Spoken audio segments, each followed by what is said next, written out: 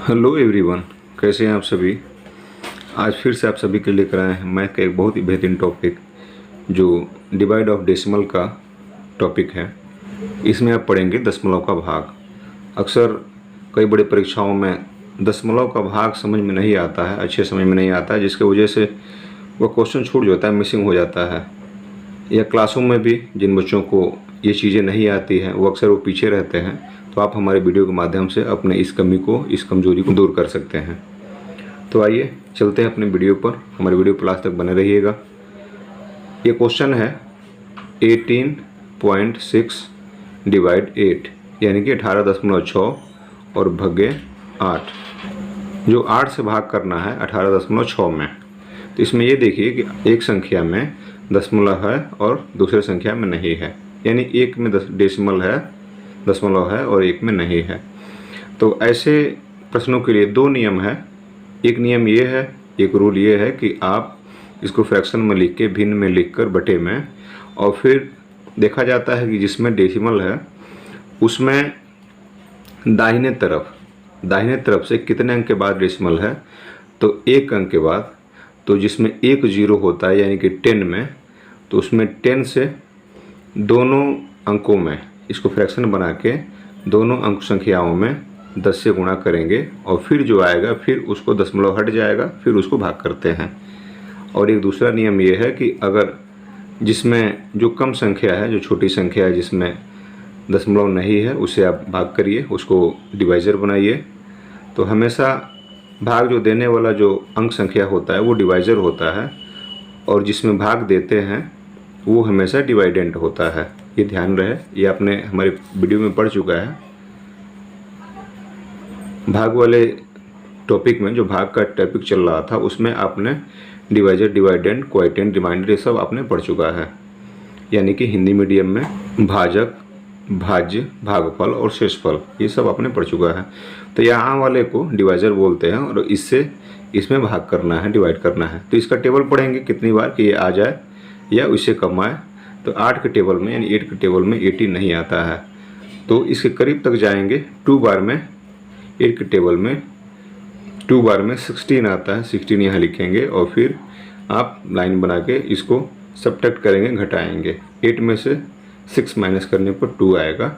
यहाँ आप 0 लिखें या छोड़ दें या ऐसे कट कर दें, ठीक है ना, इससे कोई फ़र्क नहीं पड़ता है।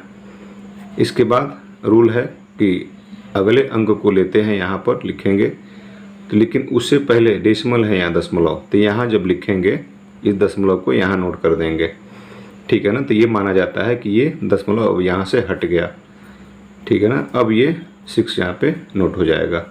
अब फिर से इसका टेबल पढ़ेंगे, 26 आए या उससे कम। तो 8 का 3 बार टेबल पढ़ने पर 24 आता है, 26 नहीं आएगा। और फिर लाइन बना के फिर इसको सब्ट्रैक्ट करेंगे। 6 में से 4 माइनस करने पर आपका 2 आएगा, और यहाँ पर आप 0 लिख दें या ऐसे कट कर दें, इससे कोई प्रॉब्लम नहीं होता है। तो ऐसे आपका भाग कंप्लीट हुआ, यानी कि यहाँ पर आया आपका 2.3, ये क्वोटिएंट है यानी कि भागफल, और यहाँ पर 2 रिमाइंडर आया यानी कि ये शेषफल। तो इस प्रकार दो नंबरों में से किसी एक नंबर में अगर डेसिमल है और एक में नहीं है, तो उसको आप इस तरीके से फाइंड करेंगे, उसको सॉल्व करेंगे। आते हैं नेक्स्ट क्वेश्चन पर। ये है 240.7 डिवाइड 10, यानी कि 240.7 में भाग करना है 10 से। इसमें भी आप देखें तो एक संख्या में डेसिमल है और एक संख्या में नहीं है, तो हमेशा छोटे से बड़े में डिवाइड करते हैं, भाग करते हैं। तो आप 10 से 10 से 240.7 में आप डिवाइड करेंगे। तो यहाँ पे देखिए 10 है और यहाँ पे 240.7। तो शुरू में देखते हैं कि शुरू में इसके बराबर यहाँ पे अंक संख्या हो जा रहा है कि नहीं। या तो 2 छोटा है लेकिन 24 10 से बड़ा हो रहा है, तो इसी में 24 में डिवाइड करेंगे। 10 का टेबल 2 बार पढ़ेंगे तो 20 आएगा, और 4 में से 0 माइनस करने पर 4 ही आएगा, और ये यहाँ कुछ नहीं।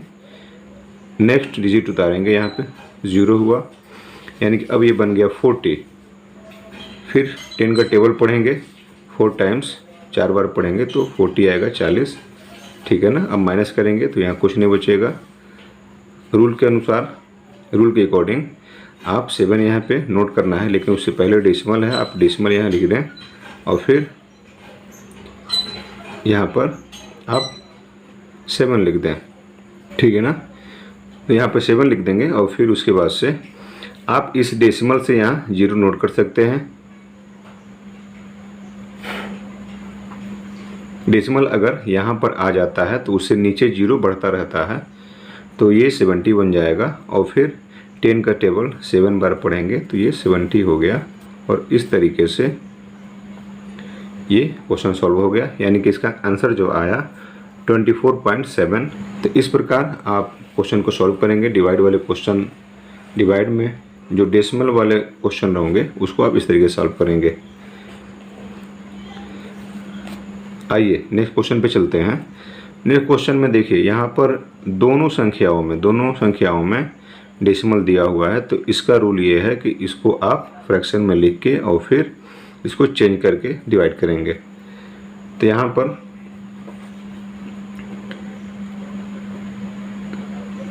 12.8 डिवाइड 1.6 यानी कि 12.8 भगे 1.6 ये क्वेश्चन में दिया हुआ है।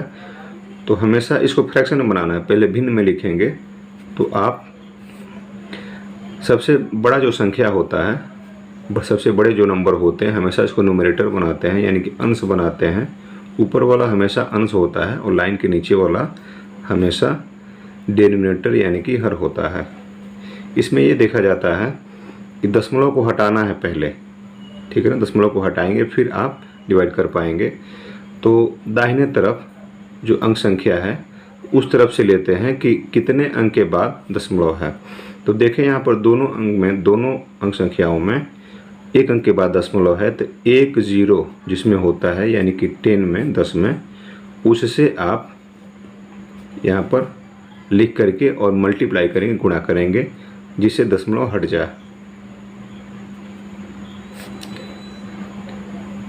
12.8 मल्टीप्लाई 10 ये होगा, यानी कि जब इसको सॉल्व करेंगे तो ये आपका 128 बन जाएगा। और 1.6 मल्टीप्लाई 10 इसको जब सॉल्व करेंगे तो यह आपका 16 बन जाएगा। यानी कि अब 16 से 128 में अब भाग करेंगे। हमेशा डिनोमिनेटर से, रूल ये है कि डिनोमिनेटर से न्यूमरेटर में भाग करना, या न्यूमरेटर से डिनोमिनेटर में भी हो सकता है फ्रैक्शन के रूप में लिखना हो तो, लेकिन भाग के रूप में लिखना है। तो इस तरीके से आप करेंगे, 16 को डिवाइजर बनाएंगे और 128 को आप डिवाइडेंड बनाएंगे।